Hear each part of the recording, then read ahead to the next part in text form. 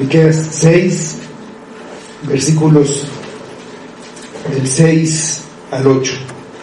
¿Con qué me presentaré ante Jehová y adoraré al Dios Altísimo? Me presentaré ante Él con holocaustos de becerros de un año. ¿Se agradará Jehová de millares de carneros o de 10,000 arroyos de aceite? ¿Daré mi primogénito por mi rebelión, el fruto de mis entrañas por el pecado de mi alma? Oh hombre, Él te ha declarado lo que es bueno. ¿Y qué pide Jehová de ti? Solamente hacer justicia y amar misericordia y humillarte ante tu Dios. Vamos a orar. Señor, te damos gracias por tu palabra, por lo que encontramos en ella, porque a través de ella te conocemos, porque a través de ella traes salvación a nuestras vidas, porque traes paz, seguridad, y porque es lo que tú nos mandas, lo que tú pides, lo que tú nos requieres, y por ella podemos estar seguros de que hacemos lo correcto. Te pedimos que tú uses esta palabra en nuestras vidas, que la uses para edificarnos, para llevarnos cerca de ti, y sobre todo para lo que tú le enviaste, para la salvación. Pedimos que sea para tu gloria, y lo pedimos en el nombre de Jesús. Amén. Miqueas es uno de los profetas llamados menores, y son llamados así no por su importancia, sino por la extensión de sus escritos. Pero sus profecías tienen toda la importancia y todo el poder de la palabra de Dios. Miqueas fue contemporáneo de Isaías. Él vivió en el territorio de Judá, en el reino dividido del sur. Estaba dividido en dos, en esa época todo el pueblo. Y su mensaje fue para los dos reinos al mismo tiempo. Fue llamado a mostrar el pecado en el que habían caído las 12 tribus descendientes de Jacob, ahora divididas en dos reinos. Vamos al capítulo 3, versículo 8, para ver a quién estaba dirigiendo. Y es, como hemos visto, parte del contexto, saber a quién se está dirigiendo y de qué manera. Entonces dice Miqueas 3:8: Mas yo estoy lleno de poder del Espíritu de Jehová y de juicio y de fuerza, para denunciar a Jacob su rebelión y a Israel su pecado. Aquí se nombra de una manera al reino del sur y de otra manera al reino del norte, Israel, el reino del norte. El pueblo en general se había rebelado contra Dios, yendo tras los ídolos. Los ricos y los poderosos robaban a los pobres. Los dirigentes oprimían al pueblo y se apoderaban de sus propiedades. Los príncipes eran corruptos y crueles. Los sacerdotes enseñaban por dinero, y también los profetas adivinaban o decían lo que se les preguntaba por dinero, querían dinero. Los jueces también se vendían. El pecado y la corrupción dominaban a esa sociedad. Es algo que no es muy diferente a lo que pasa en la actualidad en nuestra sociedad, y no es diferente a cómo es la vida del hombre sin Dios. En todas las épocas, en todos los países, siempre ha habido situaciones como estas, situaciones parecidas, y por eso ha habido siempre descontento, ha habido revoluciones, y por un tiempo pues parece que se arreglan las cosas, pero siempre se vuelve a lo mismo. En estos En esta época el pueblo de Dios también se había apartado y había caído en lo que cae el hombre sin Dios. Por este pecado Dios traería juicio sobre el pueblo. Poco tiempo después, Asiria, un reino poderoso, sería usado como un instrumento de Dios para castigarlos.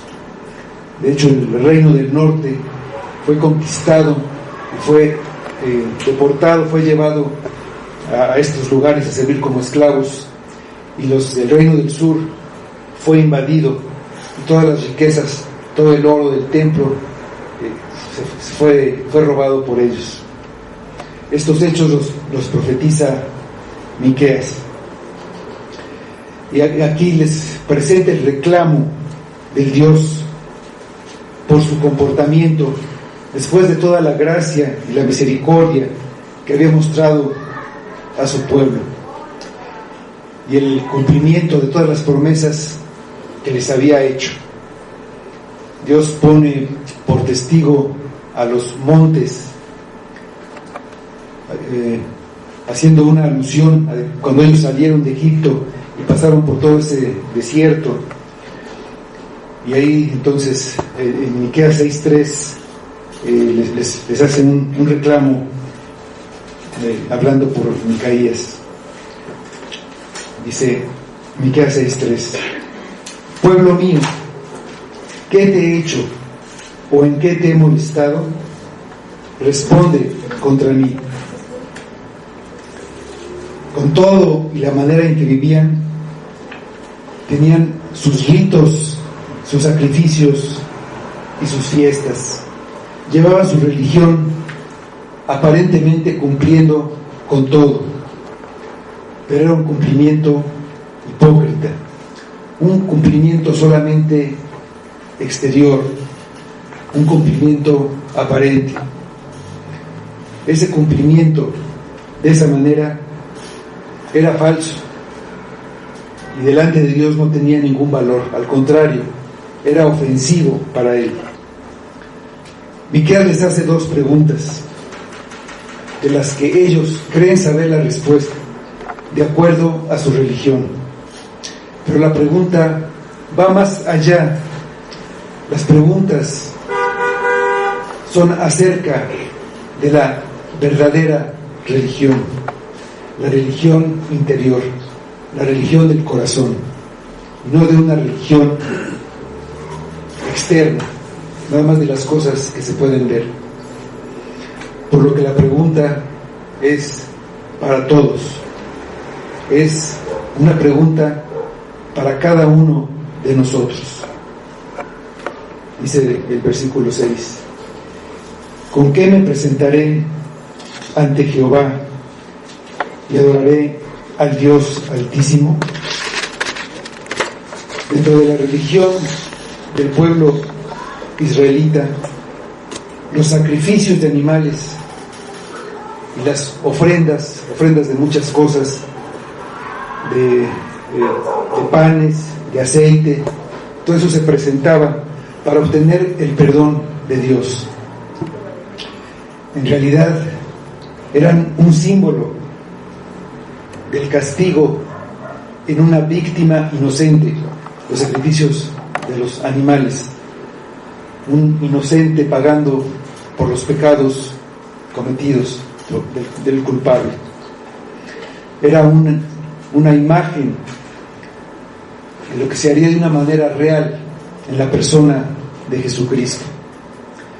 Pero ellos hacían esto de una manera rutinaria, como una mera costumbre, y ni siquiera pensaban en arrepentirse de sus pecados. Hay muchas personas que piensan que por seguir una religión, cualquiera que sea, incluida el venir a la iglesia y leer la Biblia, con eso están haciendo lo que se necesita para poder estar delante de Dios. Miqueas les hace estas preguntas porque sabe todo el mal que ellos están haciendo. todo lo que había en esa sociedad. Sabe que no tenían un verdadero amor por Dios y les pregunta para que se dieran cuenta de lo mal que hacían. Tienen que entender que una religión externa sin un verdadero amor por Dios no sirve para nada. Estas preguntas deben recordarnos que nuestras obras externas, aunque tengan apariencia de piedad, sin un verdadero arrepentimiento, sin dejar nuestros pecados, los ocultos y los públicos, no hacen nada por nosotros. Es muy fácil decir que somos cristianos, pero lo que digamos y lo que hagamos puede ser solamente una cosa externa, una religión por fuera, que se ve. Es muy fácil decir que amamos a Dios, pero si hacemos lo que queremos, si lo desobedecemos a Él y obedecemos al pecado, si en nuestras vidas reina el pecado es el Señor de nuestras vidas y no Dios. No es suficiente decir que Él es nuestro Señor. Vamos al Evangelio de Mateo, capítulo 7, versículo 21.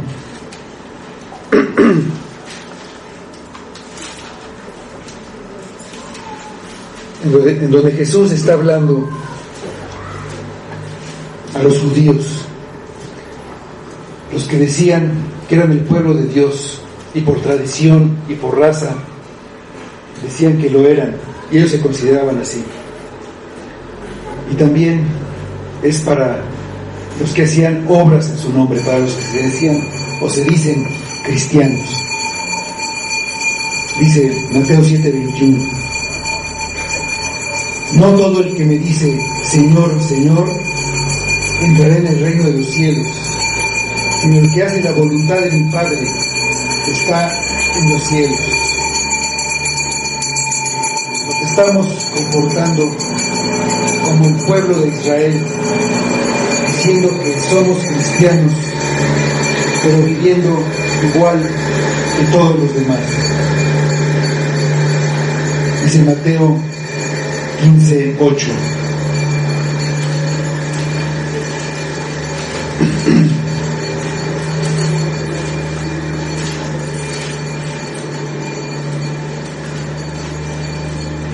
Este pueblo de labios me honra, mas su corazón está lejos de mí. Hay otro grupo de personas que nunca harían esas preguntas. Lo último que quieren es presentarse delante de Dios y mucho menos adorarlo.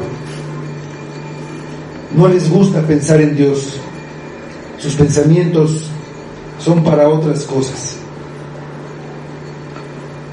Una persona así muy pronto olvida todo lo que oye acerca de Dios, porque su corazón está inclinado hacia las cosas del mundo. Y Dios no le importa, son indiferentes a todo lo que sea Dios, a toda su palabra, a todo lo que tenga que ver con Él. Ellos saben que cuando mueran estarán ante su presencia, pero para ser juzgados. Ellos creen que de alguna manera serán perdonados, o se engañan diciendo que Dios es indiferente a lo que ellos hacen, que no le importa, o se engañan diciendo que Dios no existe y que cuando ellos mueran simplemente todo se acabó. En el fondo odian a Dios y son sus enemigos. Algunos lo manifiestan y muestran ese odio con palabras y obras durante su vida. pero todos ellos son sus enemigos y no quisieran presentarse delante de Él, ni mucho menos quieren adorar.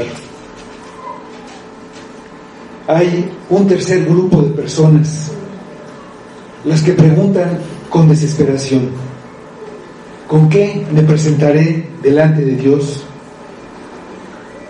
Son los que ya han reconocido que han pecado, que están perdidos, que no son dignos de estar en su presencia, y buscan una respuesta que les dé la salida de la desesperación en la que están. Tienen un deseo sincero de agradar a Dios y no saben cómo hacerlo. Han oído el llamado, han oído que Cristo vino a salvar a los pecadores, han oído que Cristo los está llamando y quieren ir a Cristo, no saben cómo, y preguntan sinceramente: ¿cómo puedo presentarme ante Él?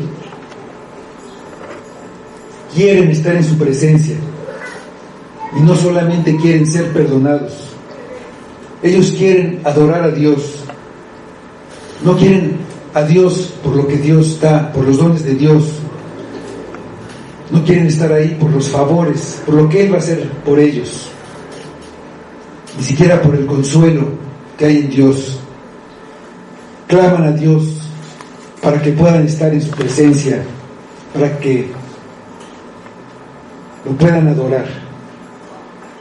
Aunque los enviara al infierno, no les importaría, si eso es la voluntad de Dios y eso le da la gloria.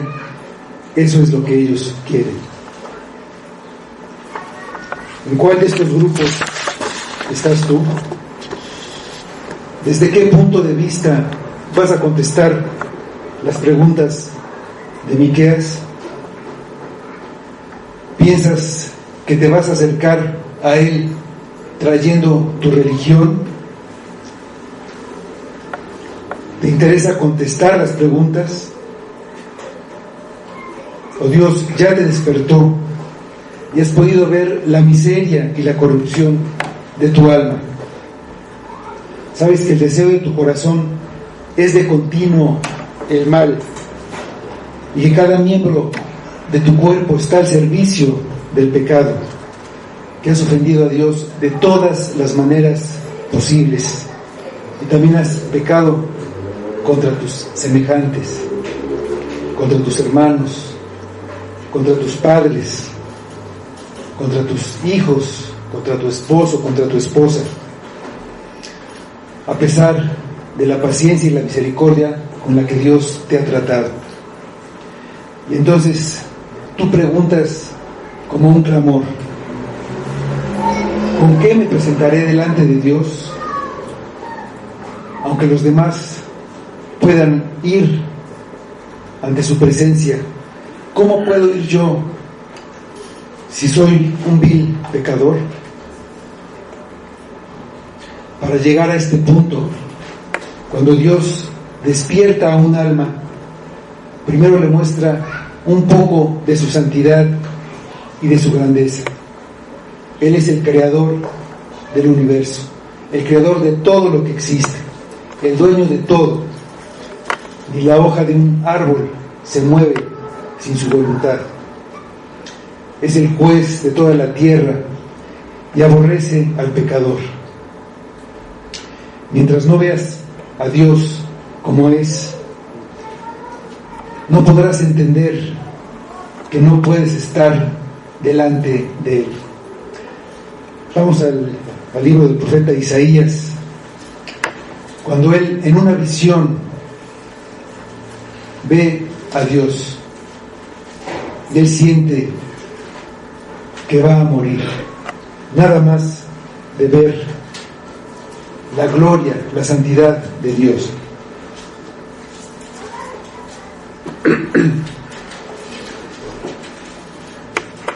Isaías 6:5.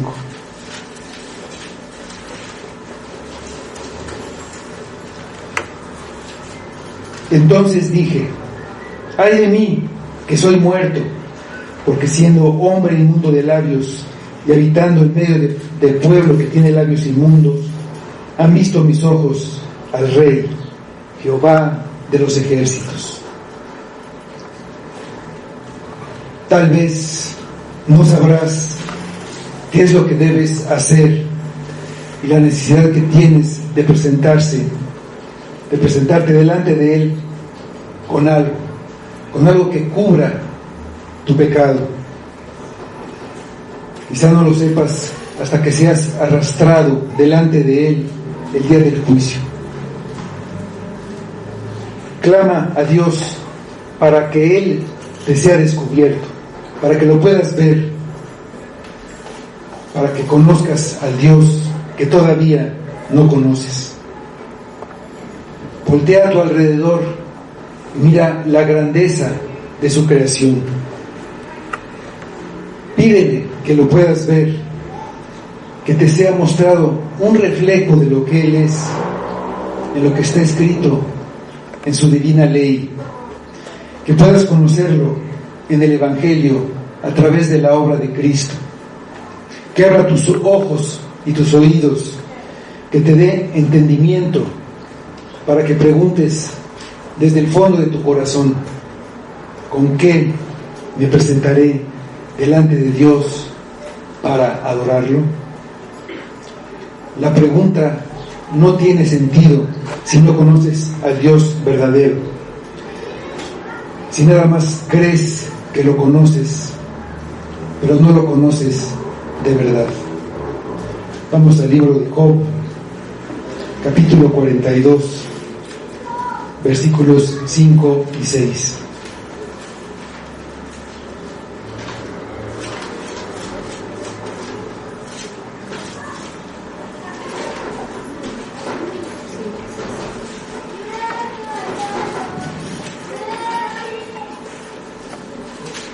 Job 42, 5 y 6. 42, versículos 5 y 6. Dice Job que era un hombre recto y apartado del mal. Dice: de oídas te había oído, mas ahora mis ojos te ven.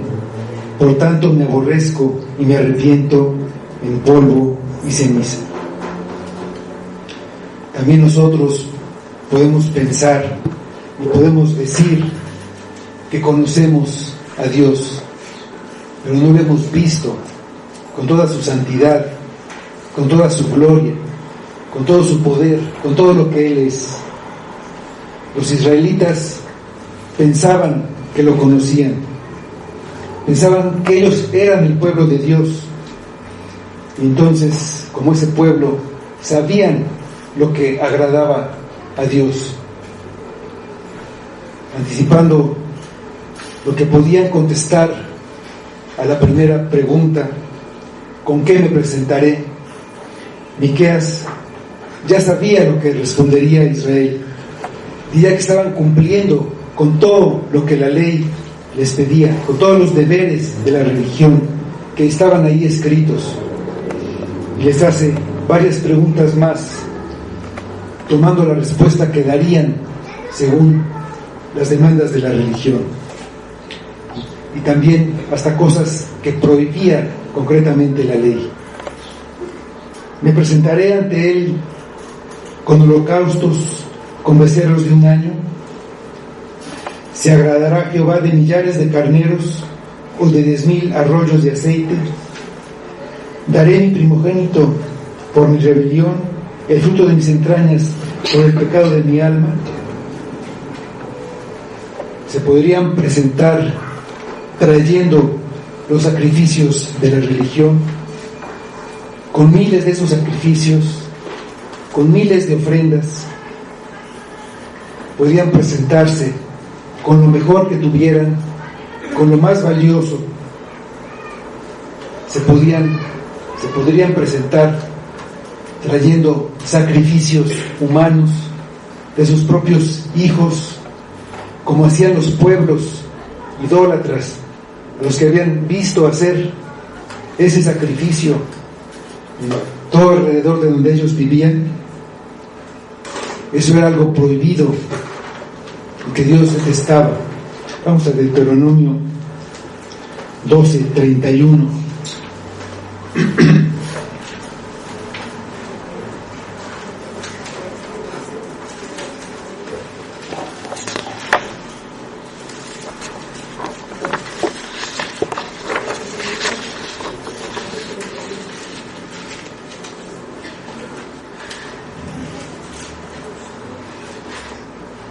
Dice Deuteronomio 12:31: no harás así a Jehová tu Dios, porque toda cosa abominable que Jehová aborrece hicieron ellos a sus dioses, pues aún sus hijos y sus hijas quemaban en el fuego a sus dioses.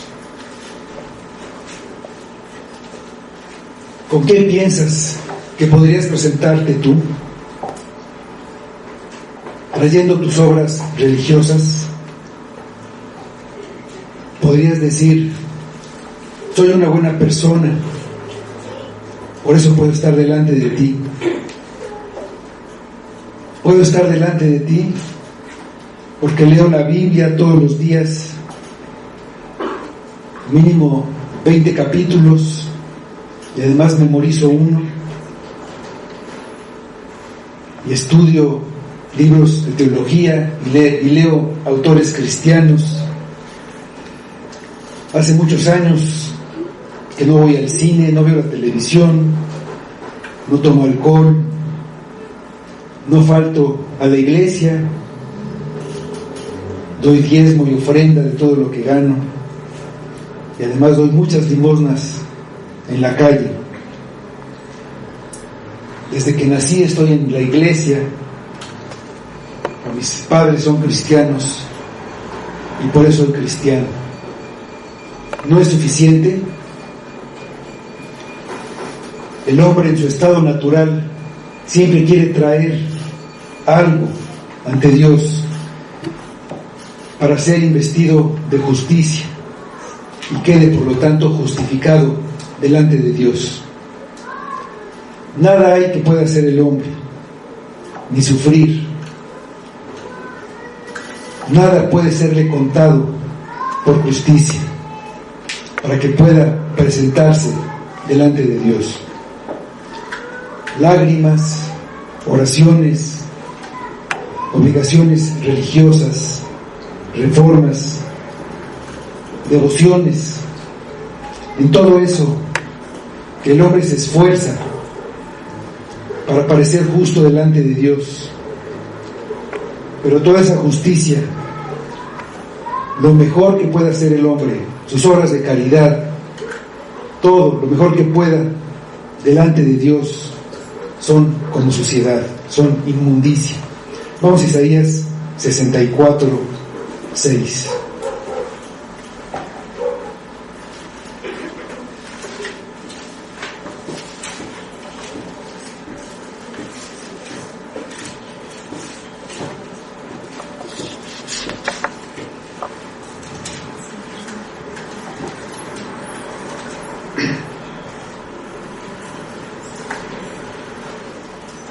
Si bien todos nosotros somos como suciedad y todas nuestras justicias como trapo de inmundicia, y caímos todos nosotros como la hoja, y nuestras maldades nos llevaron como viento.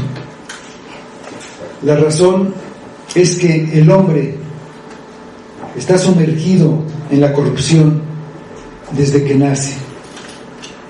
Todo lo que hace está contaminado y viene de un corazón pecaminoso. Hasta sus lágrimas, sus sufrimientos y sus oraciones tienen que ser limpiadas, lo mismo que sus deseos. Se necesita que Cristo, como nuestro Salvador, como nuestro justificador, nos cambie completamente. que quite ese hombre que somos y nos haga un hombre nuevo, que quite esos trapos de inmundicia que están sobre nosotros y nos vista con ropas dignas, que Él nos revista de su justicia, de su perfección. Vamos al libro del profeta Zacarías, capítulo 3, versículo 4.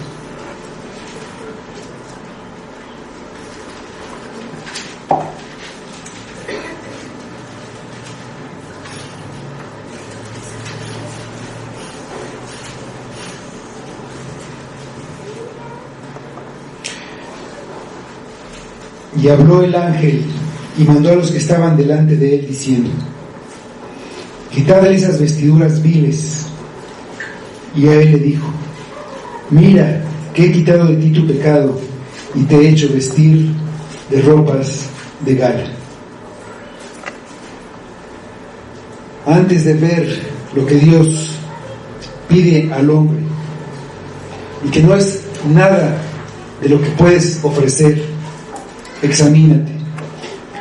Debes preguntarte si conoces a Dios, si en verdad eres un creyente o solamente crees que lo eres, pero no puedes demostrártelo a ti mismo porque no hay frutos en tu vida, no hay un fruto que te lo demuestre. Vamos al Evangelio de Mateo, capítulo 7, versículos 17 a 20.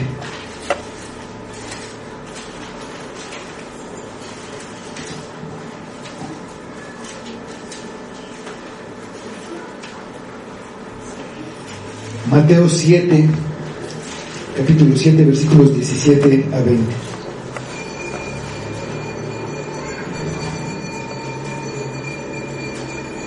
Así, todo buen árbol da buenos frutos, pero el árbol malo da frutos malos. No puede el buen árbol dar malos frutos, ni el árbol malo dar buenos frutos buenos. Todo árbol que no da buen fruto es cortado y echado en el fuego. Así que por sus frutos los conoceréis. No dejes que tu corazón te engañe. Una manera de saberlo es por el amor.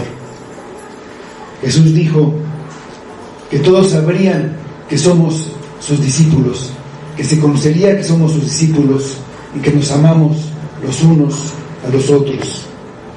Si no tienes amor por tus hermanos, aquí en la iglesia, no importa lo que digas ni lo que pienses, no eres un creyente. Vamos a la primera epístola de Juan, capítulo 3, versículos 10 y luego el 14. Ahí es donde está escrito esto que dice Jesús: si no tienes este amor, dice la Biblia, dice Dios, no eres de Él.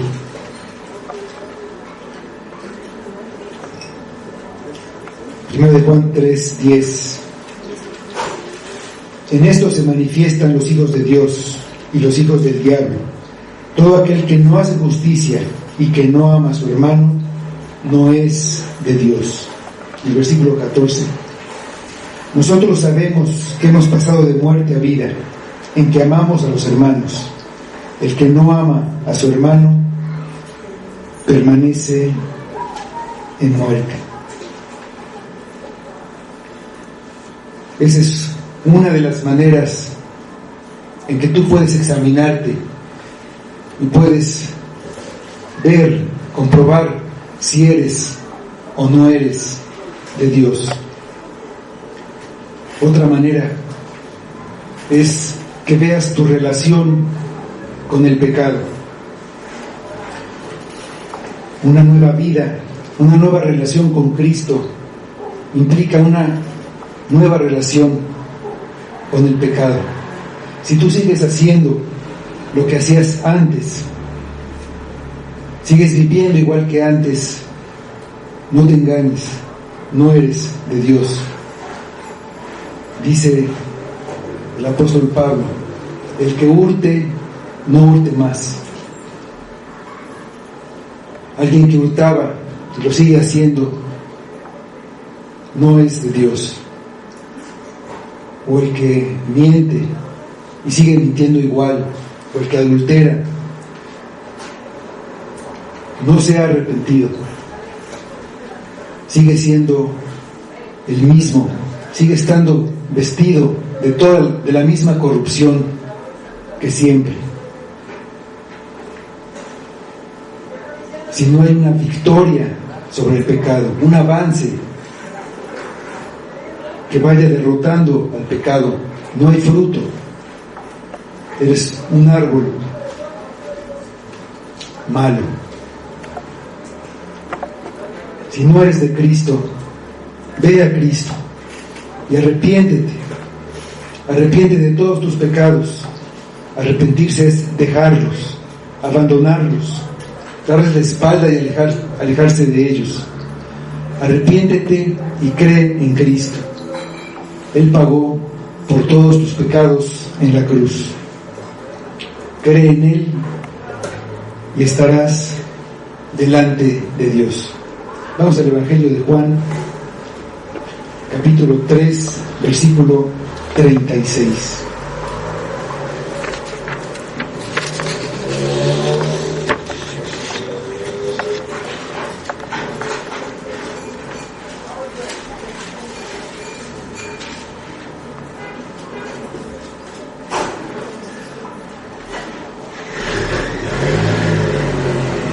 El que cree en el Hijo tiene vida eterna, pero el que rehúsa creer en el Hijo no verá la vida, sino que la ira de Dios está sobre él. Si con nada de lo que yo haga o de lo que yo tenga puedo presentarme delante de Dios, ¿qué debo hacer? Vamos al versículo 8 de nuestro pasaje. Oh hombre, Él te ha declarado lo que es bueno. ¿Y qué pide Jehová de ti? Solamente hacer justicia y amar misericordia y humillarte ante tu Dios. Miqueas no les estaba diciendo algo nuevo, algo que ellos no supieran. En la ley, en la religión que ellos decían conocer, que decían guardar y obedecer, estaba ya lo que les pedía Dios. No tenían una excusa para no saber lo que les pedía. No podían pensar que lo que tenían que hacer era algo externo. Dios les pedía su corazón, como también te lo pide hoy a ti. Vamos a Deuteronomio 10, versículos 12 y 13.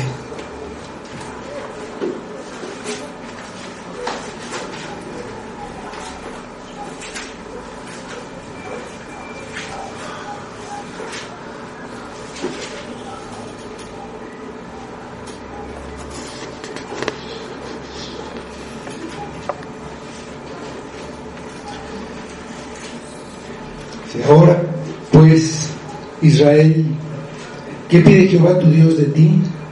Sino que temas a Jehová tu Dios, que andes en todos sus caminos y que lo ames, y sirvas a Jehová tu Dios con todo tu corazón y con toda tu alma, que guardes los mandamientos de Jehová y sus estatutos que yo te prescribo hoy, para que tengas prosperidad. Dios ha declarado lo que es bueno. Los sacrificios en la ley de Moisés eran solo una sombra, solamente un símbolo de un mejor sacrificio. tenerlo escrito en la ley y revelado por el Espíritu, es la base de lo que se necesita para estar delante de Dios. De esa manera, conociendo la ley, conociendo sus sacrificios, se prepara el camino para el Evangelio. La destrucción del templo y el destierro de los judíos de su territorio sirve para que nadie espere lograr la redención por medio de esos sacrificios, por medio de la religión. Solo queda el sacrificio de Cristo. Dios nos ha dicho lo que es bueno. ¿Qué es lo bueno? Nos lo ha dicho en su ley, en los 10 mandamientos. La ley es espiritual y abarca los pensamientos, los propósitos, las emociones, las palabras, los deseos, es decir, todo lo que hacemos, las acciones. Pero Dios se dirige principalmente al corazón, a nuestro interior. Lo primero que nos pide es que hagamos justicia. Esta justicia es para con Dios. No debe haber una demanda de la ley que nos separe de Él. Un solo pecado nos separa para siempre. Su justicia exige el castigo de ese pecado. La paga del pecado es la muerte. Debíamos ser consumidos como resultado de nuestro pecado. La única manera de cumplir con la justicia es que ese pecado sea pagado. Y ese pecado fue pagado por Cristo. Él lo pagó por nosotros, en nuestro lugar. Murió en la cruz en nuestro lugar. Ya sin la deuda de ese pecado, somos declarados justos, somos justificados. No hay ninguna obra humana que pueda pagar por esa justificación. Las obras vienen después de la justificación y no antes. Ya son obras de un corazón regenerado. Ya son obras que agradan a Dios. Las obras que hacemos son el resultado de nuestra justificación y nunca para nuestra justificación. Lo primero que Dios demanda es que hagamos justicia, que estemos bien con Él. Debemos estar justificados para estar en su presencia. Y eso es solamente por la fe en Cristo. Vamos a Romanos capítulo 5, versículo 1.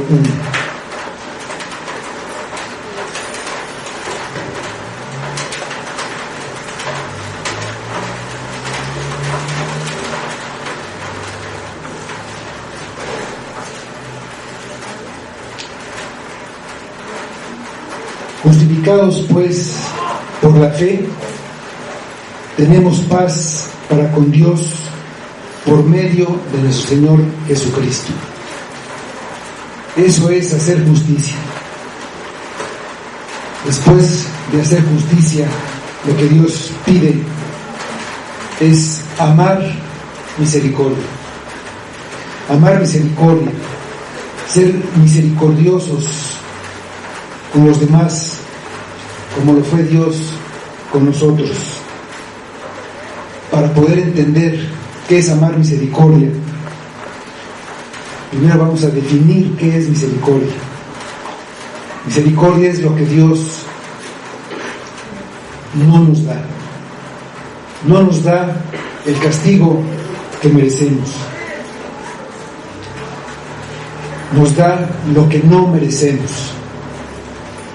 Nos da su perdón y nos da la justificación.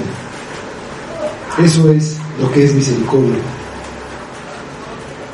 Muchas veces creemos que somos mejores que los demás. Nuestros pecados son pequeños comparados con otros. Nuestros pecados pueden ser perdonados a nuestros ojos porque son nuestros. Podemos reconocer que como seres humanos tenemos siempre esa naturaleza pecadora, la misma que todos los demás. Si ya fuimos justificados por Dios, seguimos manteniendo una relación íntima y limpia con Él solamente por su misericordia. Amar misericordia es tener misericordia, querer que la misericordia sea parte de nosotros,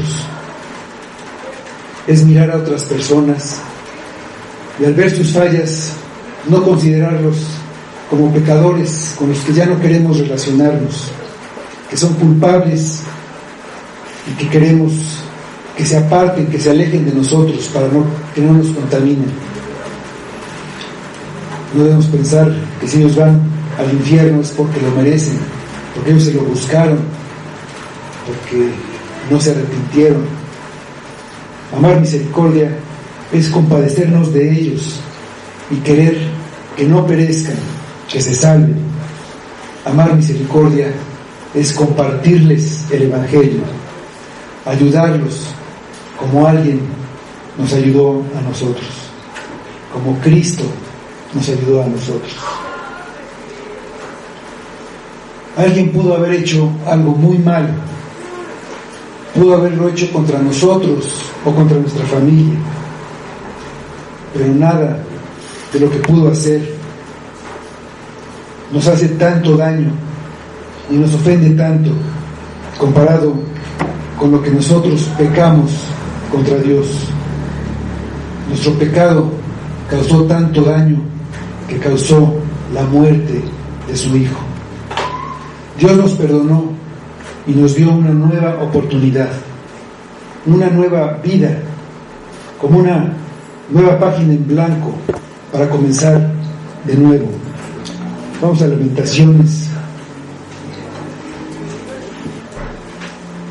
capítulo 3, versículos 22 y 23. Lamentaciones está después del libro del profeta Jeremías. También las escribió este profeta Jeremías.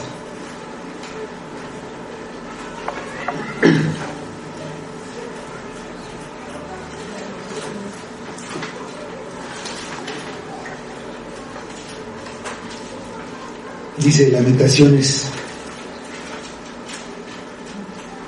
3, 22 y 23. Por la misericordia de Jehová no hemos sido consumidos, porque nunca decayeron sus misericordias. Nuevas son cada mañana. Grande es tu fidelidad. Solamente por su misericordia. Cada día tenemos la oportunidad de arrepentirnos. Nos la vuelve a dar. Nuevas son cada mañana. Grande es su fidelidad para con sus hijos, para su pueblo. Finalmente, para presentarnos delante de Dios, dice el versículo que debemos humillarnos ante nuestro Dios. Lo entendemos mejor si vemos la traducción de la Biblia de las Américas, que dice: y andar humildemente con tu Dios. Ser humildes es reconocer nuestras propias limitaciones y debilidades y actuar de acuerdo a ese conocimiento. Es reconocer nuestra bajeza delante de Dios y rendirnos a su majestad. Así es como debemos vivir. Vamos a primera de Pedro, la primera epístola de Pedro, capítulo 5, versículo 5.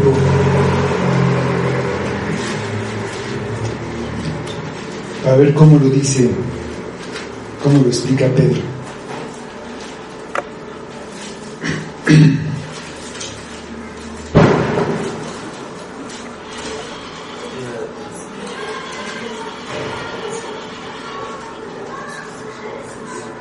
Dice: igualmente, jóvenes, Estad sujetos a los ancianos y todos sumisos unos a otros, revestidos de humildad, porque Dios resiste a los soberbios y da gracia a los humildes. Humillarnos ante nuestro Dios es verlo a Él como lo que es, lo contrario de ser soberbios, y presentarnos delante de Él porque merecemos estar delante de Él. Esta humildad nos lleva a humillarnos ante nuestro Dios. ¿Con qué me presentaré delante de Dios? La respuesta es con andar humildemente con tu Dios, andar con Él, caminar con Él, constantemente andando, ser humilde ante Él siempre. No humillarse algunas veces, como alguien puede decir, con esto que leí o con esto que oí o con esto me sentí muy quebrantado, sino estar quebrantados delante de Él siempre, considerando que dependemos de Él para todo, incluso para respirar. Humillarse delante de Dios significa simplemente obedecer su palabra, tener una conciencia tan clara de lo que Dios dice y de lo que Dios demanda, y que todo el tiempo respetemos su palabra, porque esta es su palabra y Él manda. Nos humillamos, nos sometemos a lo que Él dice, a lo que Él manda. Humillarse delante de Dios es creerle y obedecerle. Nos enaltecemos no obedeciéndole. No enaltecemos su nombre. Nos enaltecemos cuando pensamos que nosotros hacemos algo para Él, que al hacer algo y se lo ofrecemos, que Él obtiene un beneficio, que lo estamos haciendo para Él. Si hacemos algo para Él, es en nuestro propio beneficio. No podemos darle nada a Él, porque Él es el dueño de todo. No tenemos nada que sea propio. Lo que hagamos, si hacemos algo bueno, algo bien, algo que Él manda, es únicamente lo que teníamos que hacer, lo que era nuestra obligación. Vamos a Lucas 17:10.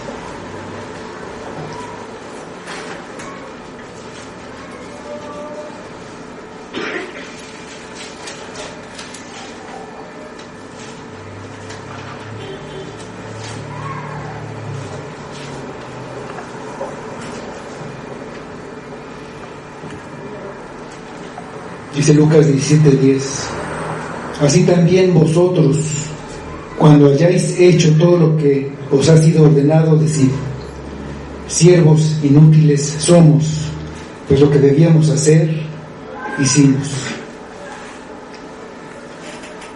Lo que pide Dios es hacer justicia, amar misericordia y andar humildemente con Él. Se resume en obedecerlo. Vamos a 1 Samuel 15:22, donde también vamos a ver qué es lo que agrada a Dios. Esto resumido: hacer justicia, amar misericordia y andar humildemente. Eso comparado con las obras de la religión, comparado con lo que le querían ofrecer a Dios, con lo que de hecho el rey Saúl ofreció a Dios por su cuenta, desobedeciéndolo. Dice 1 Samuel 15:22: y Samuel dijo: se complace Jehová tanto en holocaustos y víctimas como en que se obedezca a las palabras de Jehová. Ciertamente el obedecer es mejor que los sacrificios, y el prestar atención que la grosura de los carneros.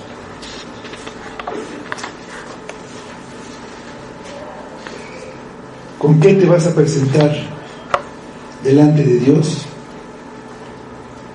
Vamos a orar, hermanos. Señor, te damos gracias nuevamente por la misericordia que tienes con nosotros todos los días, porque podemos, por esa misericordia, reconocer que hemos fallado y acudir a ti y ser perdonados por Cristo.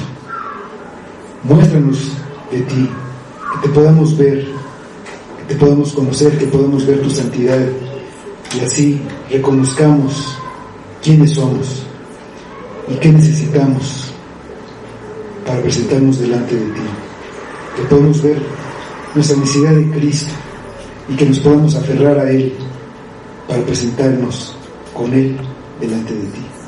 Lo pedimos para tu gloria, en el nombre de Cristo Jesús. Amén.